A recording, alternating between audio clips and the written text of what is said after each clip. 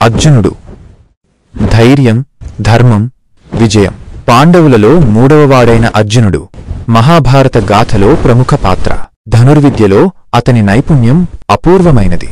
చిన్న వయసులోనే గురువు ద్రోణాచార్యుని శిక్షణలో విశేష ప్రతిభ కనబరిచాడు. పక్షి కన్నును లక్ష్యంగా చేయి అనే గురువు ఆజ్ఞకు లోబడి అర్జునుడు ఏకాగ్రతతో ధ్యాసించి పక్షి కన్ను మాత్రమే కనిపించినట్లు గురువుకు తెలియజేశాడు. ఈ ఘటన అతని ఏకాగ్రతకు నిదర్శనం.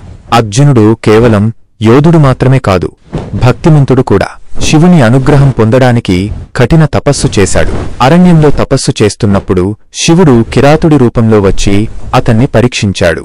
ఇద్దరూ ఒకే జింకను లక్ష్యంగా చేసి బాణం వదలగా శివుడు తన అసలు రూపాన్ని చూపించి అర్జునుడి ధైర్యాన్ని మెచ్చుకుని అతనికి పాశుపతాస్త్రం అనే అత్యంత శక్తివంతమైన ఆయుధాన్ని ప్రసాదించాడు. కురుక్షేత్ర యుద్ధం అర్జునుడి జీవితంలో ఒక మలుపు. తన బంధువులు, గురువులను ఎదుర్కోవలసి వచ్చినప్పుడు అతను మానసికంగా కుంగిపోయాడు. అప్పుడు శ్రీకృష్ణుడు అతనికి భగవద్గీతను బోధించాడు. నీ కర్తవ్యం ధర్మాన్ని కాపాడటమే అని శ్రీకృష్ణుడు ధైర్యం చెప్పడంతో అర్జునుడు తన కర్తవ్యాన్ని గుర్తుచేసుకుని యుద్ధానికి సిద్ధమయ్యాడు.